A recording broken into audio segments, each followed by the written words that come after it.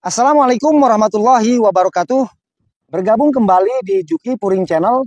Saya harap teman-teman tidak skip video ini, karena di video kali ini kita akan bersama-sama membahas sekaligus mempraktekkan bagaimana kiat-kiat sukses di dalam berbudidaya bawang merah, mulai dari sejak olah lahan, pemilihan bibit, perawatan, kemudian sampai panennya nanti teman-teman. Tidak peduli Anda itu pemula atau tidak, jika teman-teman mengikuti apa yang akan kita bahas serta menerapkan kepada tanaman teman-teman, insya Allah teman-teman akan merasakan yang namanya sukses atau tidak gagal dalam bertani bawang merah. Teknik atau metode seperti ini tidak hanya kita lakukan pada budidaya bawang merah saja, tetapi bisa juga untuk tanam-tanaman yang lainnya juga. Bagaimana videonya? Yuk kita saksikan yang berikut ini.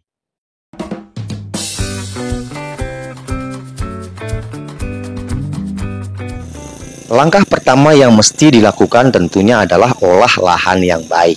Nah, di sini teman-teman, saya sedang melakukan pembersihan lahan.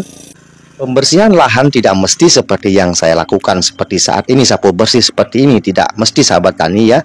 Tetapi di sini karena rumput liarnya yang sudah saya semprot kemarin menggunakan herbisida ini terlalu panjang, dan saya rencana akan menggunakan kultivator kecil itu, takutnya nanti akan terlihat kotor nanti saat pembuatan bedengannya.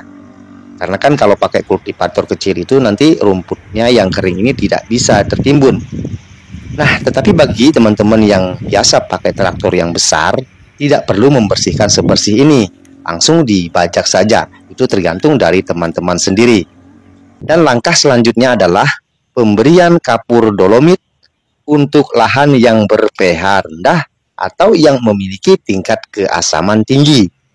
Tentunya teman-teman semua sudah tahu alat dan cara mengukur kadar pH tanah kita, yakni dengan menggunakan pH meter yang banyak dijual di toko-toko online. Langkah ini adalah faktor penentu keberhasilan pertanian kita ya sahabat tani, karena selain benih yang berkualitas bagus, juga pH harus stabil ya. Karena sering saya katakan sebagus apapun pupuk atau nutrisi yang sahabat tani berikan kepada tanaman, kalau pH-nya tidak normal atau drop, maka pupuk itu akan banyak yang sia-sia karena tidak bisa diserap secara maksimal oleh tanaman kita. Kalau tingkat keasaman atau tingkat basa itu terlalu tinggi, dan perlu teman-teman ketahui, tingkat pH itu ada 3 macam.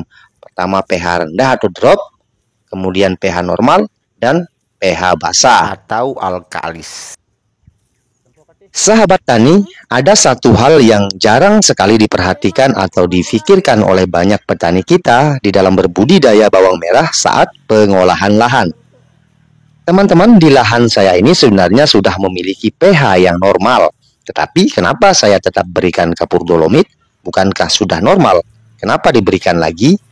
Nah, cara ini adalah salah satunya yang alhamdulillah sering membawa saya bisa mengatasi kegagalan atau kerugian dalam berbudidaya bawang merah pada musim penghujan seperti saat ini.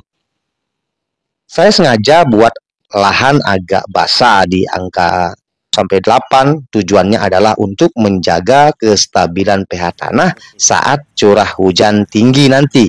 Karena air hujan itu kan mengandung nitrogen yang tentunya teman-teman tahu bahwa air hujan itu bersifat asam. Yang sifat asam itu sendiri bisa mempengaruhi tingkat pH tanah.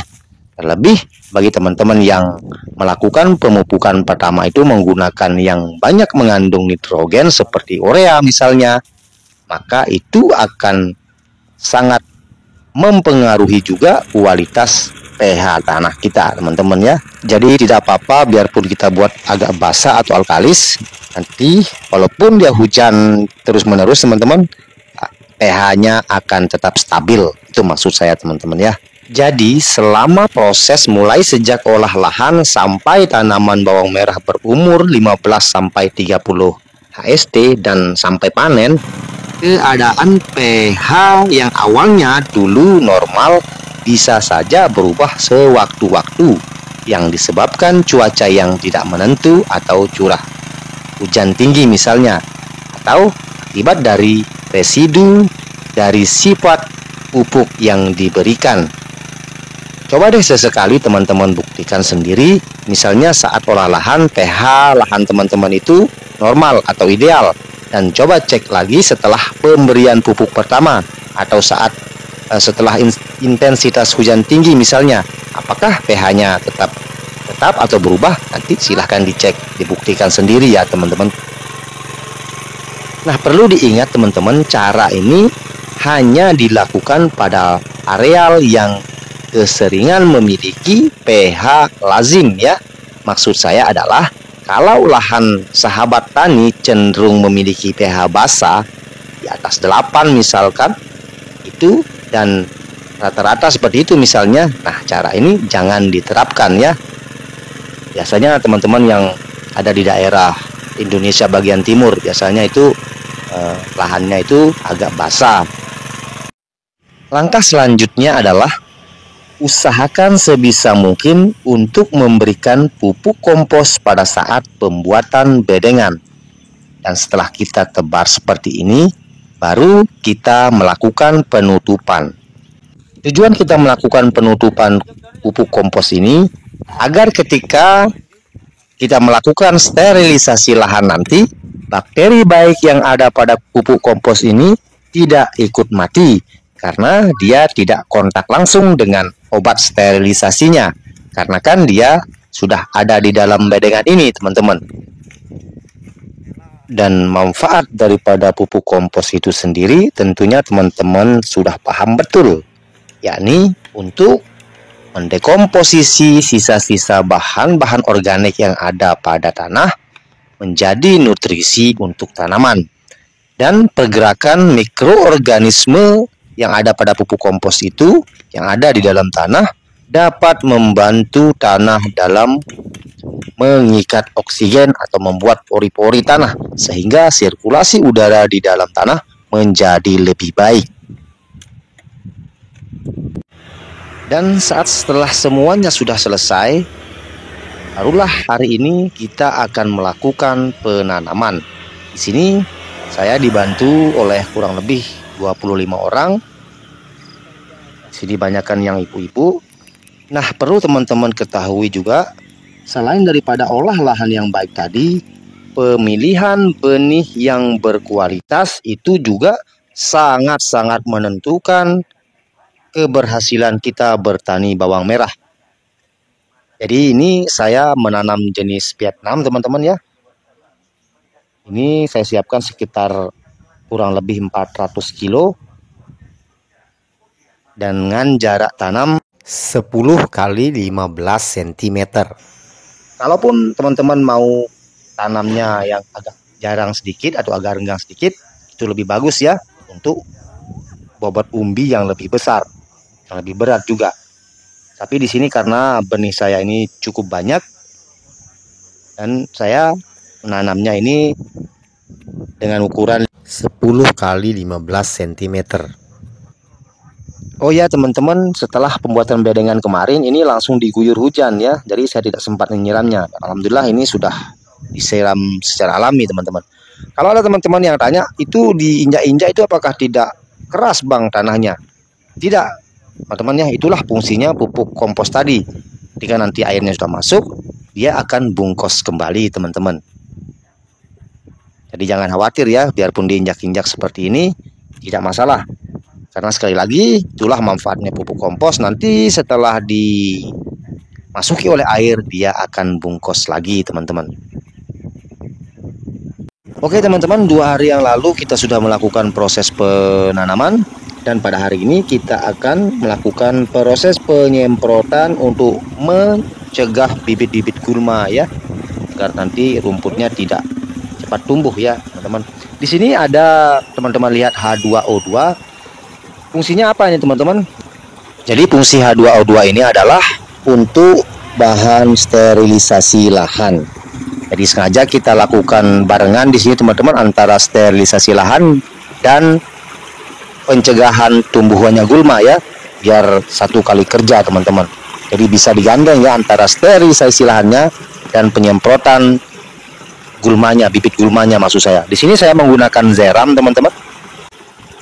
Apakah tidak terganggu nanti bawang merahnya? Kan sudah ditanam kemarin. Tidak, teman-teman ya, karena bawang merahnya ini belum tumbuh, teman-teman, dan masih di dalam.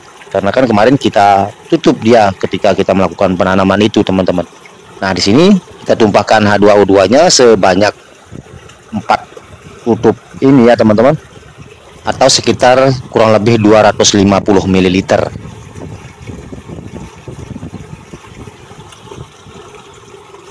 Nah, ini sekali lagi tujuannya untuk sterilisasi lahan. Sterilisasi lahan itu bertujuan untuk membunuh patogen-patogen yang ada pada lahan kita. Nah, itu kenapa saya sampaikan tadi saat pemberian pupuk kompos, apakah tidak mati nanti bakteri yang ada pada pupuk komposnya?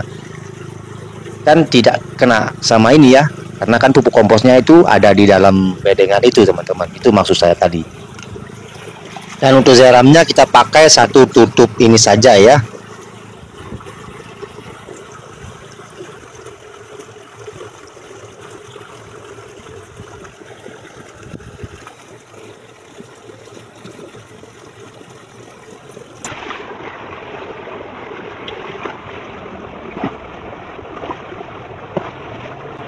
Di sini saya dibantu oleh 2 orang,